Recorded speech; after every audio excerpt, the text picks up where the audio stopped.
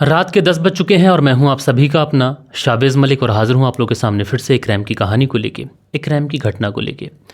दोस्तों, अमूमन जब सीरियल किलर की बात की जाती है तो सीरियल किलर का नाम सुनकर हर एक व्यक्ति के जहन में सिर्फ और सिर्फ एक ही चीज़, एक ही तस्वीर उभर के आती है और वो ये होती है कि इंसान जब सीरियल किलर का नाम सुनता है तो उसको लगता है कि उसको सीरियल किलिंग करने में या तो किसी शख्स की कोई बात पर्टिकुलर बुरी लगती थी, इस वजह से वो किलिंग करता था, या फिर वो व्यक्ति थोड़ा सनकी टाइप का था जो किसी बात पर बहुत ज़्यादा आग बबूला हो जाया करता था और कोई भी व्यक्ति अगर उसके सामने इस बात को कह दे तो वो उसका मर्डर कर दिया करता था।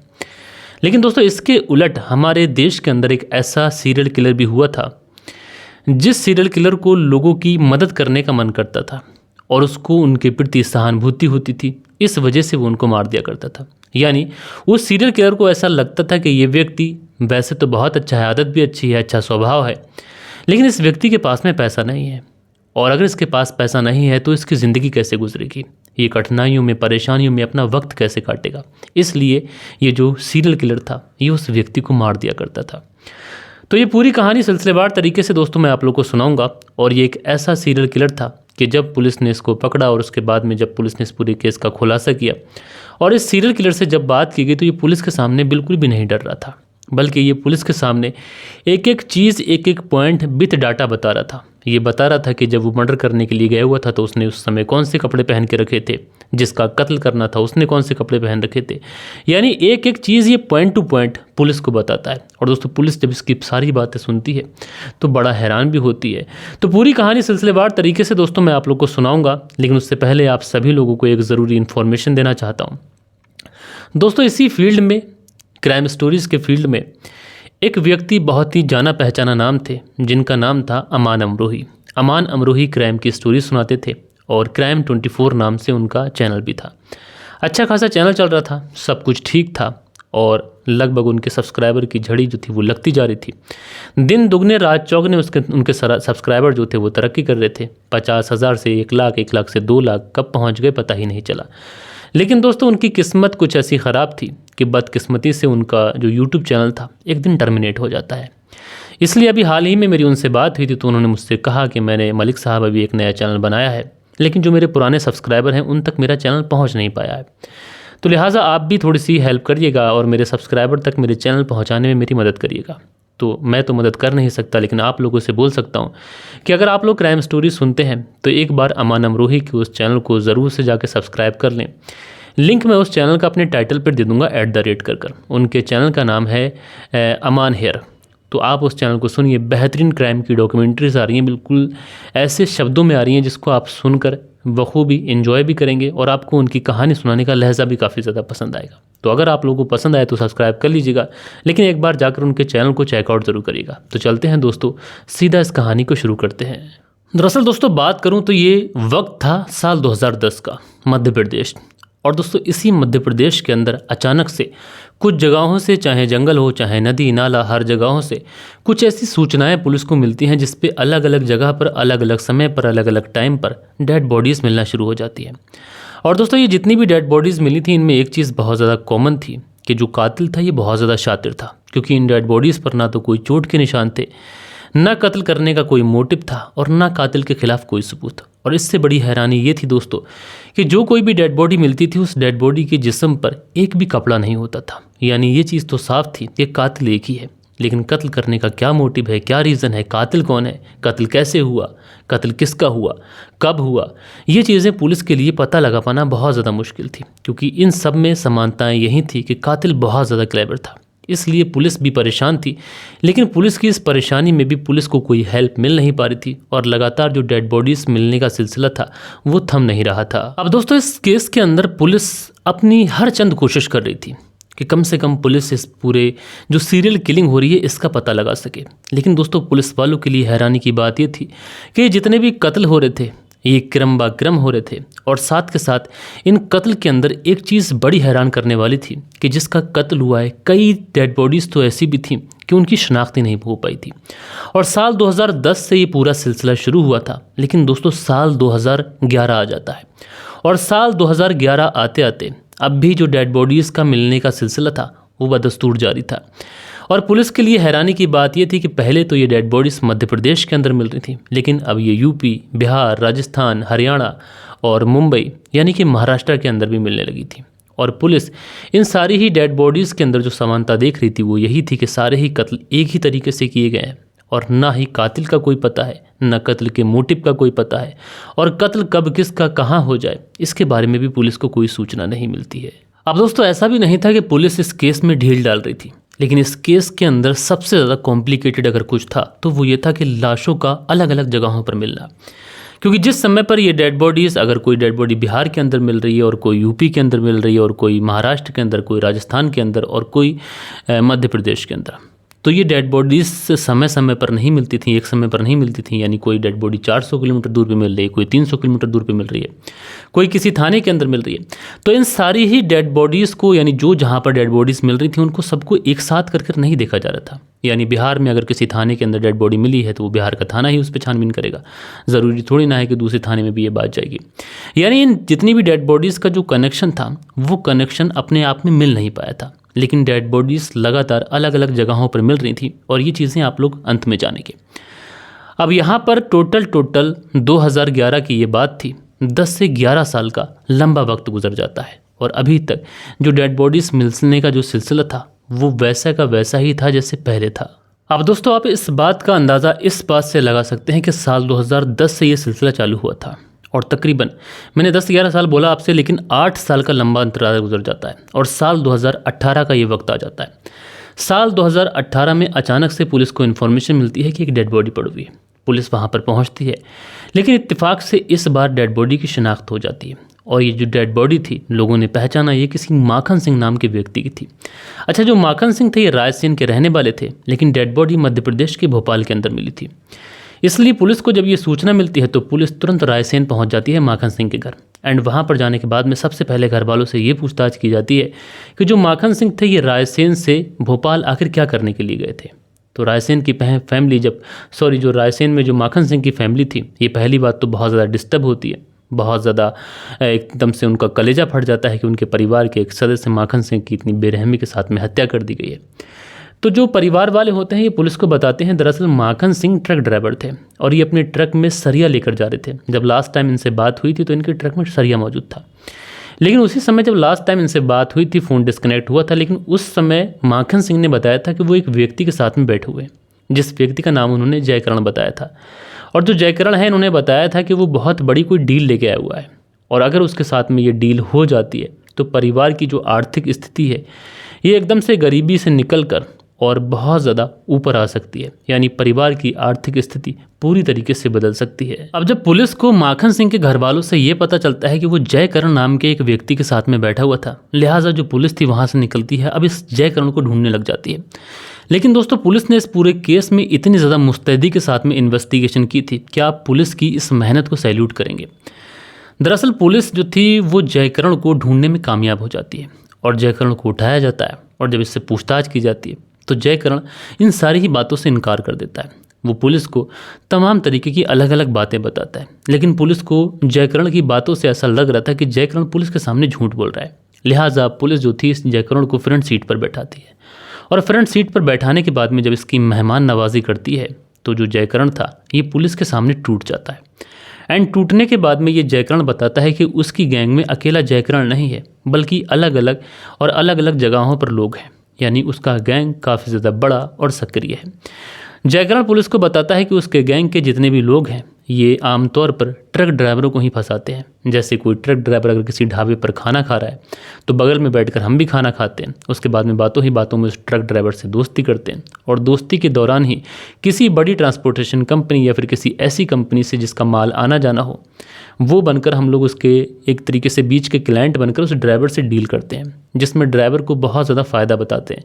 और अगर ड्राइवर उसकी बातों में आ जाता है तो फिर हमने अपने दोस्तों को, अपने मिलने वालों को कॉल कर देते हैं और उसके बाद में या तो खाने में जहर मिला दिया जाता है या फिर खाने में नशीला पदार्थ मिला दिया जाता है और उसके बाद में अगर नशीला पदार्थ मिलाया जाता है तो ड्राइवर की हत्या कर दी जाती है और अगर खाने में जहर होता है तो ड्राइवर की खुद ही मौत हो जाती है। अब जब ड्राइवर की मौत हो जाती है तो उसके बाद में हम लोग उनके जो ट्रक होते हैं उन ट्रकों को लूट लेते हैं। एंड लूटने के बाद में उसमें जो सामान भरा हुआ होता है उस सामान को हम अलग अलग जगहों पर ले जाकर बेच देते हैं, और जो ट्रक्स होते हैं उनको भी हम लोग कबाड़ में कटवा देते हैं, यानी ट्रक के कई सारे पीसेस कर कर हम लोग उन ट्रक्स को भी बेच देते हैं और उससे भी पैसा बना लेते हैं।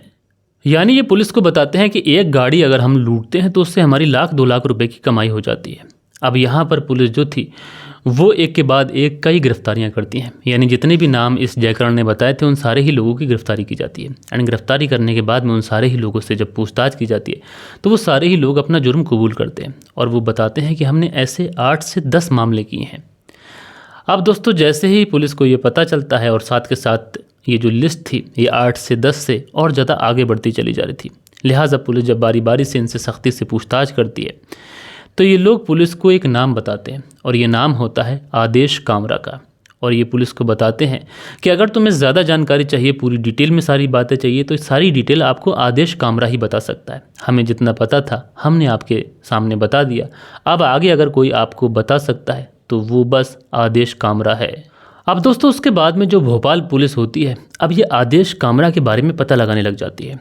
आदेश कामरा का एड्रेस, सारी चीज़ें निकाली जाती हैं तो पता चलता है कि आदेश कामरा का जो बेटा है वो किसी सरकारी पोस्ट पर है, इसलिए उसके बेटे से भी पूछताछ की जाती है। तो आदेश कामरा का जो बेटा होता है वो बताता है कि उसके पिता तो मामूली से एक दर्जी हैं और बहुत सीधे साधे व्यक्ति हैं, वो इस तरीके का काम नहीं कर सकते। लिहाजा आदेश कामरा के बाद में जहाँ पर उनकी दुकान थी, जहाँ पर वो दर्जी का काम किया करता था, वहाँ पर जाकर भी आस पड़ोस के लोगों से पूछताछ की जाती है। लेकिन जितने भी लोग होते हैं वो आदेश कामरा के बारे में सुनते हैं तो कहते हैं वो तो बहुत सज्जन व्यक्ति है और वो इस तरीके के काम नहीं कर सकता। अब यहाँ पर पुलिस का दिमाग दूसरी तरफ भी घूमता है। पुलिस को लगता है कि जितने लोग उन्होंने गिरफ्तार किए हैं कहीं ऐसा तो नहीं कि वो सारे लोग आदेश कामरा को फंसाकर खुद ब खुद बाइज्जत बरी होकर निकलना चाहते हैं। लेकिन पुलिस का संदेह ये भी जाता है कि 9 लोग टोटल उन्होंने गिरफ्तार किए थे और ये 9 लोग आखिरकार आदेश कामरा का नाम क्यों बताएंगे। दूसरी तरफ जो आदेश कामरा है वो लापता है, लिहाजा यहाँ पर पुलिस की जो शक की सुई थी वो आदेश कामरा के ऊपर ही जाती है और पुलिस वाले जो थे अब आदेश कामरा की लोकेशन, इन सारी चीज़ों के बारे में छानबीन करने के लिए लग जाते हैं।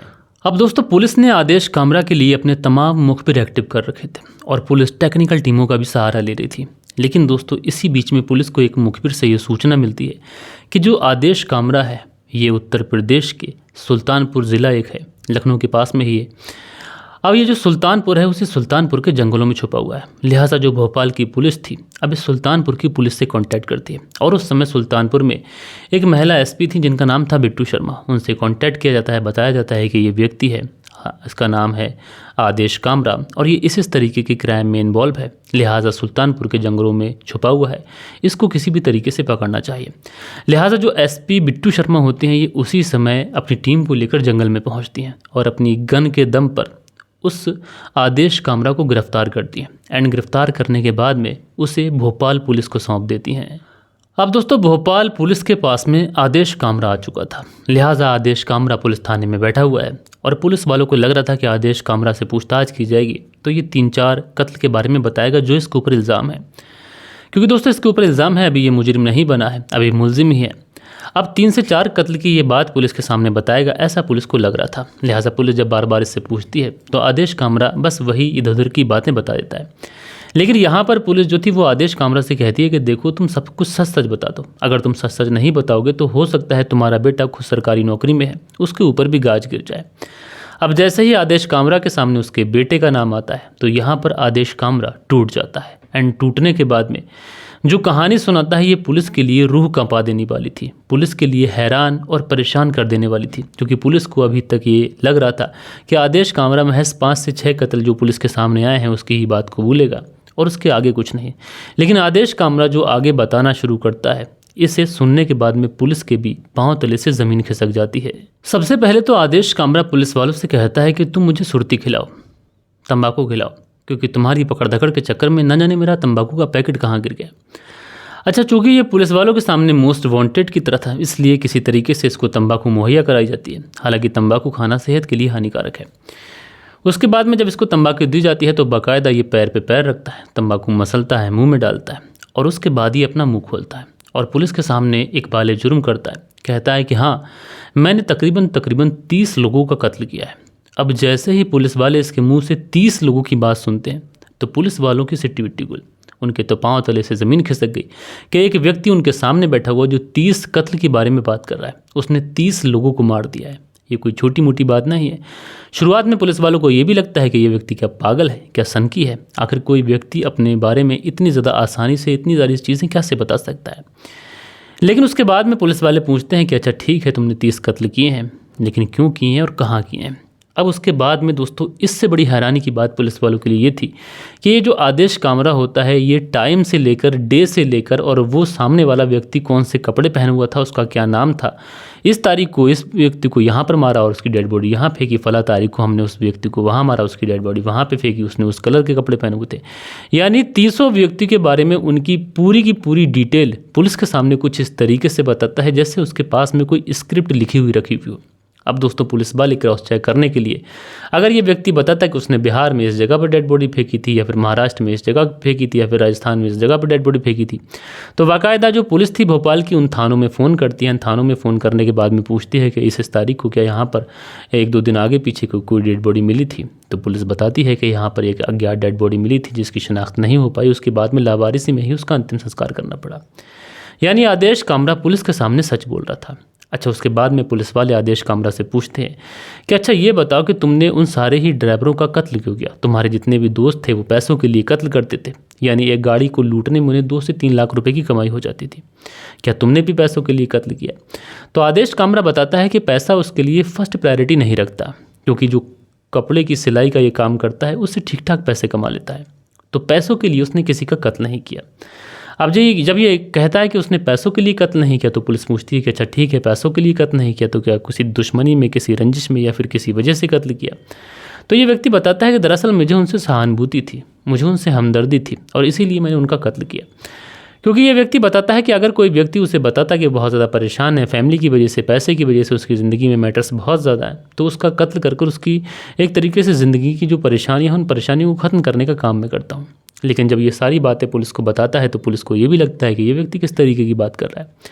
उसके बाद में इस व्यक्ति यानी आदेश कामरा से पूछा जाता है कि चलो ठीक है, अगर तुमने लोगों की परेशानी ख़त्म करने के लिए लोगों का कत्ल किया तो आखिरकार तुमने ट्रक ड्राइवर ही क्यों चुने? क्योंकि पुलिस वाले इससे कहते हैं कि जितने भी तुमने कत्ल किए हैं वो सारे के सारे कत्ल या तो ट्रक ड्राइवर के हैं या फिर जो लोग ट्रक पर काम किया करते थे उनके हैं। तो ये व्यक्ति यानी आदेश कामरा पुलिस को बताता है कि दरअसल मुझे सबसे ज़्यादा दर्द भरी जो ज़िंदगी लगती है वो ट्रक ड्राइवर की ही लगती है, क्योंकि वो महीनों महीनों भर गाड़ी लेकर निकलता है, ना फैमिली वालों से बात होती है, ना उसके पास में इतने पैसे हैं। 40 से 50 लाख की गाड़ी लेके जाता है और 30 से 35 हज़ार की भी उसकी औकात नहीं होती है। ऐसे में कहीं पर भी बैठकर खाना खाना, महीनों महीनों भर उसे नहाने को पानी नहीं मिलता। इसलिए मुझे उस ट्रक ड्राइवर पर बहुत ज़्यादा तरस आता, जिसकी वजह से मैं उसको उसकी ज़िंदगी से मुक्ति दे दिया करता था। अब पुलिस वाले ये पूछते हैं कि चलो ठीक है, तुमने इस तरीके से कत्ल किया, तुम्हें उन लोगों से हमदर्दी थी, लेकिन हैरानी की बात यह थी कि कोई व्यक्ति हमदर्दी के लिए भला कोई क्यों किसी का कत्ल करेगा? तो उसके बाद में ये व्यक्ति पुलिस वालों को सब सारी बात बता देता है। लेकिन उसके बाद में जब पुलिस वाले इस व्यक्ति से पूछते हैं कि अच्छा ये बताओ कि तुम्हें कत्ल करने का आइडिया कहाँ से आता था? आखिरकार जिस तरीके से कत्ल करना और कत्ल कर डेड बॉडी को फेंक देना, उसके बाद कोई सबूत किसी के हाथ ना लगना, 2008 से तुम इस तरीके की चीज़ों में इन्वॉल्व हो, कत्ल कर रहे हो, लेकिन तुम अभी तक पकड़े नहीं गए। आखिरकार तुम इतनी ज़्यादा सफाई से ये सब कुछ कर कैसे लेते थे? तो उसके बाद में ये पुलिस वालों को बताता है कि दरअसल मैं जो करता हूँ वो मैं अपने चाचा से इंस्पायर होकर करता हूँ। दरअसल मैं तो ट्रक ड्राइवरों के साथ में ऐसा काम करता हूँ, लेकिन मेरे चाचा जो हैं वो ट्रेन में यात्रियों को जहर देकर उनके साथ में लूटपाट करते हैं। उन्होंने तकरीबन 100 से ज़्यादा कत्ल किए। अब पुलिस उसके चाचा के बारे में पता लगाती है तो पता चलता है उसके चाचा तो छठे हुए बदमाश है और उसको पुलिस को उसकी तलाश भी है, लेकिन वो व्यक्ति भी पुलिस की गिरफ्त से बाहर है। अब दोस्तों उसके बाद में इस व्यक्ति ने चूँकि 30 कत्ल की बात कबूली थी, उसके बाद में इसे जेल भेजा जाता है। उसके बाद में न्यायालय में इसको पेश किया जाता है, रिमांड पे लिया जाता है। कुछ दिन तक ये जेल में रहता है और उसके बाद में अजीब तरीके से ये पुलिस वालों को बुलाता है और बहुत रिलैक्स होकर कहता है कि भैया बात सुनो, दरअसल मुझसे भूल चूक हो गई, मुझसे गलती हो गई, और गलती ये हुई कि मैंने तुम्हारे सामने 30 कत्ल करने की बात कही है। दरअसल मैंने 3 और कत्ल किए थे, यानी टोटल मैंने 33 कत्ल किए थे। अब पुलिस वालों से जब ये बात कहता है तो पुलिस वाले कहते हैं कैसा आदमी है ये, किस तरीके का विचित्र व्यक्ति है। उसके बाद में पता किया जाता है कि वाकई में 3 कत्ल हुए हैं। उसने बाकायदा सारी चीज़ डिटेल में बताई थी। उन पुलिस थानों को कॉल किया गया, पता किया गया तो पता चला कि हाँ, इसने वो 3 कत्ल भी किए थे। बहरहाल दोस्तों, एक ऐसा मामला था, एक ऐसा सीरियल किलर था जिसे हिंदुस्तान में दूसरे नंबर का किलर कहा जाता है। और दोस्तों, आप लोग ऐसे सीरियल किलर से किस तरीके से बच सकते हैं, तो इसमें आप लोगों ने देखा ड्राइवर जो गलती करते थे, किसी अनजान आदमी पर एकदम से ट्रस्ट कर लेना, तो ये चीज़ें आज के ज़माने में बहुत ज़्यादा चल रही हैं। तो इसलिए किसी पर भी आंख मूंद कर भरोसा करना, चाहे वो अनैतिक संबंधों में हो या फिर किसी बात में भी, इंसान को नहीं करना चाहिए। आप लोग इस कहानी के बारे में जो भी कहना चाहें कमेंट्स बॉक्स में बताइएगा। बाकी कल के दिन आप लोग के कुछ कमेंट्स भी हैं, वक्त होता है कि आप लोग के कमेंट्स पढ़ लिए जाएं। सो दोस्तों, हमारे चैनल पर जो कल के दिन कमेंट्स आए थे, इसमें मंसूरी भाईजान लिखते हैं, भाई जी अस्सलाम वालेकुम, प्यार नहीं पागलपन है, और ये दोनों पक्षों की रजामंदी से होता तो ज़बरन प्यार नहीं पागलपन होता। तो मंसूरी भाईजान जी शुक्रिया आपका। दिनेश कुमार जी लिखते हैं, नमस्कार मलिक भाई साहब, बहुत बढ़िया कहानी है। तो भैया नमस्कार दिनेश कुमार जी, शुक्रिया आपका। दिनेश कुमार आगे लिखते हैं, गुड, बहुत बढ़िया भाई, अंदाज़ बहुत अच्छा है कहानी सुनाने का। तो दिनेश जी शुक्रिया आपका। मंसूरी भाईजान लिखते हैं, सुपर कहानी। दिनेश कुमार लिखते हैं, मलिक भाई आप बहुत बढ़िया कहानी सुनाते हैं, शुक्रिया। दिनेश कुमार आगे लिखते हैं, नाइस स्टोरी मेरे भाई, शुक्रिया। मोहम्मद रियाज लिखते हैं, well nice story sir ji, and your voice is super, thanks. तो भाई शुक्रिया। उसके बाद में कैमेजिंग हैं जो लाइक करते हैं, मंसूरी भाईजान जी कमेंट्स करते हैं। अब्दुल मुस्ताक हैं, लिखते हैं अस्सलाम वालेकुम, very nice and voice I like you. उसके बाद में राजा सोलंकी लिखते हैं, नाइस स्टोरी भाई, आपने मेरा नाम लिया, थैंक यू। तो भाई शुक्रिया। उसके बाद में स्माइलिंग वीवर हैं, लिखते हैं अस्सलाम वालेकुम भाईजान, कैसे हैं आप, बिग फ़ैन भाईजान, लव यू ब्रो। तो भैया आपका बहुत बहुत शुक्रिया कि आपने बेशकीमती कमेंट्स किया, अलबफ़ा हार्ट बनाते हैं, शुक्रिया। दिनेश कुमार जी कमेंट्स करते हैं और कहते हैं कि मेरी wife also like your story. तो दिनेश कुमार जी आपका और आपकी वाइफ दीप का बहुत बहुत शुक्रिया। वज़ीर खान लिखते हैं, अस्सलाम वालेकुम भाई, ये कहानी अच्छा लगा। तो वज़ीर खान जी शुक्रिया। जावेद अंसारी लिखते हैं, बहुत अच्छी कहानी सुनाई मलिक भाई, सलामत रहिए। तो जावेद अंसारी जी शुक्रिया। सुनील त्यागी हैं, लिखते हैं, नमस्कार मलिक भाई साहब, रेणु सुनील त्यागी शाहना बुलंदशहर से, बहुत बहुत शुक्रिया। उसके बाद में अनुज जी हैं, अनुज कुमार जी लिखते हैं, बड़ी ही अजीब मूर्खता और पागलपन होता है, बहुत बहुत शुक्रिया आपका। दीपक सिंह लिखते हैं, दीपक भाई ज़िला बुलंदशहर से कहानी सुनते हैं, यूपी 13 से, शुक्रिया। मोहम्मद मजहर आलम है, लिखते हैं, good story telling and nice, बहुत शुक्रिया। एक खान जी कमेंट्स करते हैं। मिस्टर सुशील हैं, लिखते हैं, मलिक भाई जी मैं बहुत परेशानी में हूँ, मैं एक लड़की से प्यार करता था, वो लड़की मुझसे बहुत प्यार करती है, हम दोनों एक दूसरे के बिना रह नहीं पाते, इसलिए शादी करना चाहते हैं, बट उसके घर वाले नहीं मान रहे हैं, अब क्या करूँ, मुझे वो चाहिए हर हाल में, नहीं तो मैं मर जाऊँगा, प्लीज़ हेल्प मी। तो मिस्टर सुशील एडिट्स जी, तो मिस्टर सुशील एडिट्स जी, कोई भी किसी के लिए नहीं मरता, ज़िंदगी बहुत बड़ी होती है। और अगर मेरा जो पर्सनली मानना है, क्योंकि मैंने भी वो वाली लाइफ गुजारी है, मुझे भी किसी लड़की से मोहब्बत थी, लेकिन आज जिससे मेरी शादी हुई है, मैं उसके साथ में अच्छी ज़िंदगी बिता रहा हूँ। तो किसी की खुशियों पर एकदम से पैर रखकर अपनी खुशियों को बनाना, मैं इस चीज़ से सहमत नहीं करता।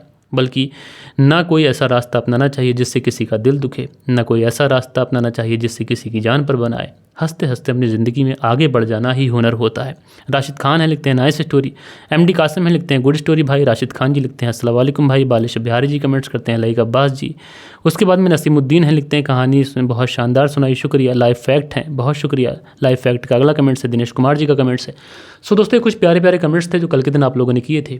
आशा करता हूँ कि आज की जो कहानी है ये आप लोग को ज़रूर से ज़रूर पसंद आई होगी। कहानी पसंद आई हो तो एक लाइक करिएगा, दोस्तों और मित्रों के साथ में ज़रूर से ज़रूर शेयर करिएगा। बाकी दोस्तों, मिलता हूँ कल के दिन किसी और क्राइम स्टोरी के साथ में। जब तक के लिए अपना ख्याल रखें, देश का ख्याल रखें, परिवार के रिश्तों की अहमियत को समझें। जय हिंद, जय भारत।